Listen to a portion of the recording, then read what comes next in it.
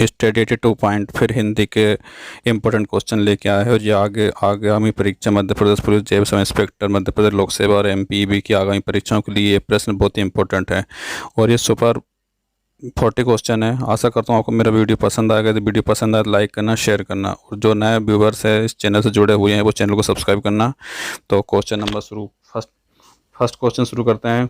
First question है, संसार की भाषा में हिंदी का कौन सा स्थान है? 4 ऑप्शन दिए गए हैं, पहला, दूसरा, तीसरा या चौथा। तो संसार की भाषा में हिंदी का कौन सा स्थान है? वो है तीसरा। Option number C is right answer. तीसरा है संसार में भाषा में हिंदी का स्थान तीसरा। बात करते हैं अगले क्वेश्चन की। बुंदेली हिंदी की एक बोली है। बुंदेली क्या है? हिंदी की एक बोली है। तो पवारी और राठौरी क्या है? तो इसकी क्या उपबोली है, अपभाषा है, उपभाषा या भाषा है? तो पवारी और राठौरी जो है वो इसकी उपभाषा है। Option number C is right answer. Bundeli Hindi की एक बोली है और पवारी और राठौरी इसकी उपभाषा है। Option number B is right answer. बात करते हैं अगले क्वेश्चन की। हिंदी किस परिवार की भाषा है? 4 ऑप्शन है, सामी, भारोपीय, तुरानी या पापुई। तो हिंदी जो है वो भारोपी भाषा परिवार की भाषा है। Option number B is right answer. भारोपी परिवार की भाषा है हिंदी। बात करते हैं अगले क्वेश्चन की। नेक्स्ट क्वेश्चन है, भारोपी भाषा परिवार का एक अन्य इंडो जर्मनी किसने नाम दिया?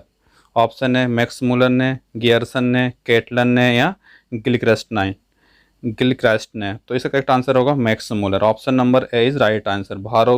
भारोपी भाषा परिवार का एक अन्य इंडो जर्मनी किसने नाम दिया? वो दिया मैक्स मूलर ने। Option number A is right answer. बात करते हैं अगले क्वेश्चन की। अशोक ने अपने सभी अभिलेखों में एक रूपता हेतु किस प्राकृत का प्रयोग किया गया है? अशोक ने तो अर्धमागधी, शौरसेनी, मागधी या अंगिका। तो अशोक ने अपने सभी अभिलेखों में एक रूपता हेतु मागधी का प्रयोग किया गया। किसका? मागधी का। Option number C is right answer. अगला क्वेश्चन है, विनय पत्रिका की भाषा कौन सी है? 4 ऑप्शन है, अवधी है, कन्नौजी है, ब्रज है या ब्रजबुली है। तो विनय पत्रिका की जो भाषा है वो है Braj. Option number C is right answer. Braj भाषा है विनय पत्रिका की। बात अगले क्वेश्चन, बिहारी, बंगाली, उड़िया और असमिया भाषाओं का विकास निम्नलिखित में से किससे हुआ है? शौरसेनी से, ब्राह्मण से, अर्धमागधी से या फिर मागधी से। तो बिहारी, बंगाली, ओडिया और असमिया का हुआ है शौरसेनी से। Option number A is right answer. अगला क्वेश्चन है, ब्रज भाषा का विकास किससे हुआ है? उपनागर, मागधी, शौरसेनी या पैसाची। तो ब्रज भाषा का विकास तो शौरसेनी से हुआ। Option number C is right answer. लेकिन उसके ऊपर वाला जो क्वेश्चन है वो हुआ है इसका बिहारी, बंगाली, उड़िया और असमिया, इसका हुआ है मागधी से। Option number D right answer होगा। करेक्शन कर लेना इसका, ये है मागधी। बात करते हैं अगले क्वेश्चन की। हिंदी की विशिष्ट बोली ब्रज भाषा किस रूप में सबसे अधिक प्रसिद्ध हुई है? ब्रज भाषा जो है सबसे अधिक किस रूप में प्रसिद्ध हुई है? क्या राजभाषा में, तकनीकी भाषा में, राष्ट्रभाषा में, काव्य भाषा में? तो सबसे ज़्यादा इसका उपयोग किया है काव्य भाषा में। ब्रज भाषा का सबसे ज़्यादा उपयोग किया गया है वो किया गया है काव्य भाषा। Option number D right answer. अगला क्वेश्चन है, विद्यापति द्वारा कीर्तिलता, जो कीर्तिलता है वो किस भाषा में है? भोजपुरी में, डिंगल में, मगही में या अबहट में? तो विद्यापति द्वारा जो कृत्य रचना है कीर्तिलता वो अबहट में। Option number D is right answer. Abahat में इसकी भाषा है। बात करते हैं अगले क्वेश्चन की। अमीर खुसरो ने के काव्य में निम्नलिखित में से किस भाषा का परिनिष्ठित रूप से दृष्टिगोचर हुआ है?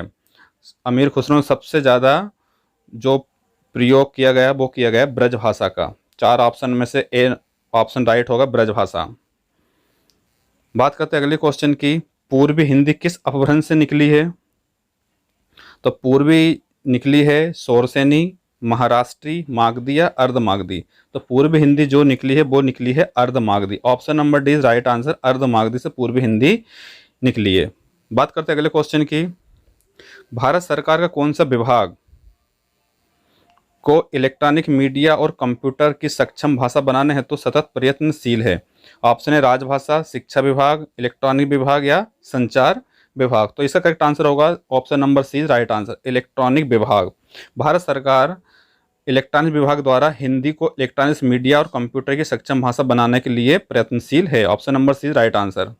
अगला क्वेश्चन है, निम्नलिखित में से बांगरू जो है किसकी उपबोली है? बांगरू किसकी उपबोली है? पूर्वी हिंदी की, राजस्थानी की, पश्चिमी हिंदी की, बिहारी की? तो जो बांगरू है वो है पश्चिमी हिंदी की। Option number C is right answer. Bangru जो है पश्चिमी हिंदी की उपबोली है। अगला क्वेश्चन है, निम्नलिखित में से किस भाषा को पैसाची कहते हैं? पैसाची किसको कहते हैं? ऑप्शन है लहंदा, बी है दर्द, तीसरा है कुमायूं, चौथा है गढ़वाली। तो जो पैसाची कहे जाते हैं वो दर्द। Option number B is right answer, दर्द। Option number B is right answer. बात करते हैं अगले क्वेश्चन की, पैसाची कहाँ बोली जाती है? कश्मीर में, ईरान में, पोलैंड में या मेवाड़ में? तो पैसाची जो भाषा बोली जाती है वो बोली जाती है कश्मीर में। Option number A is right answer, Paishachi Kashmir में बोली जाती है। अगला क्वेश्चन है, काव्य अभिव्यक्ति या पोइट एक्सप्रेशन के रूप में उर्दू का प्रयोग करने वाला पहला लेखक कौन था? ऑप्शन है अमीर खुसरो, मिर्जा गालिब, बहादुर शाह जफर या फैज। तो ये सबसे ज़्यादा उपयोग करने वाले लेखक का नाम है उर्दू का, वो है अमीर Khusro. Option number A is right answer, अमीर खुसरो। अगला क्वेश्चन, आर्य शब्द इंगित करता है निर्जाति को, समूह को, यायावरी जन को, भाषा समूह को या श्रेष्ठ वंश को? तो जो आर्य जो शब्द इंगित करता है वो श्रेष्ठ वंश को। Option number D is right answer, श्रेष्ठ वंश को ही आर्यन शब्द कहते हैं। Option number D is right answer. बात करते हैं अगले क्वेश्चन की, निम्नलिखित भाषाओं में से हिंदी की ही एक शैली जिसे यह किसे कहा जाता है? किसको कहा जाता है हिंदी की एक शैली? अरबी को, फारसी को, तुर्की को या उर्दू को? तो ये कहा जाता है हिंदी की एक शैली कहा जाता है, वो क्या कहा जाता है? उर्दू को। Option number D is right answer, Urdu. अगला क्वेश्चन है, निम्नलिखित में से कौन एक सूफी कवि नहीं था? ऑप्शन है कुतुबन, जायसी, अमीर हसन या अमीर खुसरो। तो एक सूफी संत अमीर खुसरो नहीं था, बाकी ये तीन लोग हैं वो सूफी कवि हैं। अमीर खुसरो सूफी कवि नहीं है। तो option number D right answer होगा, अमीर खुसरो। अगला क्वेश्चन है, हिंदी का प्राचीनतम रूप मिलता है ऋग्वेद से मिलता है, सामवेद, यजुर्वेद या अथर्ववेद? तो हिंदी का प्राचीनतम रूप मिलता है वो मिलता है ऋग्वेद से। Option number A is right answer, Rigveda. अगला क्वेश्चन है, निम्नलिखित में से फोर्ट विलियम कॉलेज में भाका मुंशी कौन था?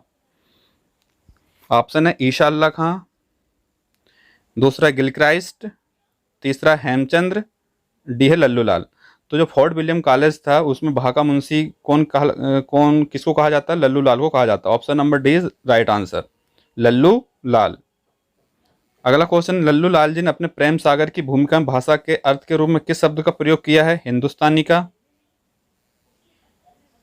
देवनागरी का, भाका का, खड़ी बोली का? तो प्रेम सागर, लल्लू लाल जी ने अपनी प्रेम सागर में खड़ी बोली का उपयोग किया गया। Option number D is right answer, खड़ी बोली। लल्लू लाल ने प्रेम सागर में खड़ी बोली का उपयोग किया है। बात करते हैं अगले क्वेश्चन की, हिंदी का पहला समाचार पत्र कौन सा है? बंगदूत है, उद्दंड मार्तंड है, लोकमित्र है और प्रजा हितैषी। ये क्वेश्चन कई एग्जामों में रिपीट होता है, तो इसका करेक्ट आंसर होगा उद्दंड मार्तंड। हिंदी का पहला समाचार पत्र है उद्दंड मार्तंड। अच्छे से याद कर लेना इस क्वेश्चन को। बात करते हैं अगले क्वेश्चन की, भारत तेंदु ने बाला बोधिनी पत्रिका कब निकाली थी? तो भारत तेंदु ने बाला बोधिनी पत्रिका निकाली थी 1870 में, 1874 में, 1880 में, 1884 में। तो बाला बोधिनी पत्रिका का प्रकाशन भारत तेंदु ने 1874 में किया गया था। Option number 20 right answer, 1874, 1874।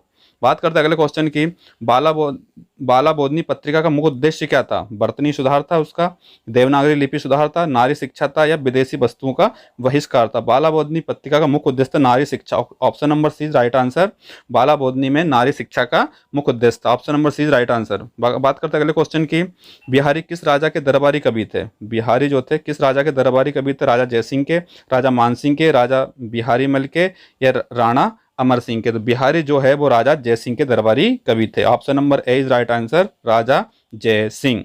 बात करते हैं अगले क्वेश्चन की, राजभाषा का सही अर्थ क्या है? किसी राज्य विशेष की मातृभाषा है ये, बी है सर्वधारण की मातृभाषा है, सी है शुद्ध और साहित्य भाषा है या डी है सरकारी कार्यालयों में प्रयुक्त होने वाली भाषा है? तो राजभाषा का सही अर्थ है सरकारी कार्यालयों में प्रयुक्त होने वाली भाषा। Option number D is right answer. Next question, संविधान की जो 8वीं अनुसूची में विनिर्दिष्ट 18 भाषाओं में कौन सी भाषा नहीं है? तो ऑप्शन है नेपाली, मणिपुरी, मैथिली या कोंकणी। तो जो संविधान की 8वीं अनुसूची में जो 18 भाषाओं में से मैथिली नहीं है, ये बाद में संशोधन करके लाई गई है, तो इसका करेक्ट आंसर होगा Maithili. Option number C is right answer. बात करते हैं अगले क्वेश्चन की। संविधान के अनुच्छेद 344(1) के अनुपालन में भारत के राष्ट्रपति ने राजभाषा आयोग को गठन किया गया है। संविधान के अनुच्छेद 344(1) में भारत के राष्ट्रपति ने राजभाषा आयोग को गठन किया गया है, और ये कब किया गया है? 1955 में, 1960 में, 1965 या 1970। तो राजभाषा आयोग का गठन किया गया है 1955 में। Option number A is right answer, 1955। अगला क्वेश्चन है, नागरी प्रचारणी सभा का प्रथम सभापति कौन थे? ऑप्शन है बाबू श्याम सुंदर दास, बी है भारतेंदु बाबू हरिश्चंद्र, सी है महावीर प्रसाद द्विवेदी, और डी है राधा कृष्णन। तो नागरी प्रचारणी सभा के प्रथम सभापति हैं वो है Radha Krishnan Das. Option number D is right answer, Radha Krishnan Das. अगला क्वेश्चन है, हिंदी साहित्य सम्मेलन का संस्थापक कौन था? हिंदी साहित्य सम्मेलन हुआ था, उसका संस्थापक कौन था? ऑप्शन है मदन मोहन मालवीय, पुरुषोत्तम दास टंडन, श्याम सुंदर दास या प्रभात शास्त्री। तो इसका करेक्ट आंसर होगा Purushottam Das Tandon. Option number 20 right answer. Hindi साहित्य सम्मेलन संस्थापक थे ये। बात करते हैं अगले क्वेश्चन की। निम्नलिखित भाषाओं में से हिंदी की एक शैली किसे कहा गया है? तो इसको उर्दू कहा गया है। रिपीट हो गया क्वेश्चन, इसका करेक्ट आंसर है उर्दू, याद कर लेना इसको। बात करते हैं अगले क्वेश्चन की। निम्नलिखित में किस भाषा को पैसाची कहते हैं? तो ये क्वेश्चन रिपीट हो गया। लहंदा है, दरद है, कुमायूं है और गढ़वाली है। तो पैसाची बोलते हैं दरद को। Option number 20 right answer. और इस वीडियो का लास्ट क्वेश्चन है, बोलियों पर सर्वाधिक प्रामाणिक और व्यापक कार्य किसने किया है? तो ये किया गया है मैक्समुलर ने, ग्लिक्राइस्ट ने, केटलर ने, गैरसन ने। तो इसका करेक्ट आंसर होगा, बोलियों पर सर्वाधिक प्रामाणिक और व्यापक कार्य किया है गैरसन ने। Option number D is right answer, garrison. तो दोस्तों ये इंपॉर्टेंट क्वेश्चन थे। आशा करता हूँ आपको वीडियो पसंद आया होगा। और यदि वीडियो पसंद आए तो लाइक करना दोस्तों, और शेयर करना, और जो नए व्यूवर्स जुड़े हुए हैं चैनल से वो शेयर करना। तो फिर मिलता हूँ मैं आपको हिंदी के ऐसे ही चुनिंदा क्वेश्चनों के साथ में। जब तक के लिए नमस्कार, जय हिंद, जय भारत, थैंक यू।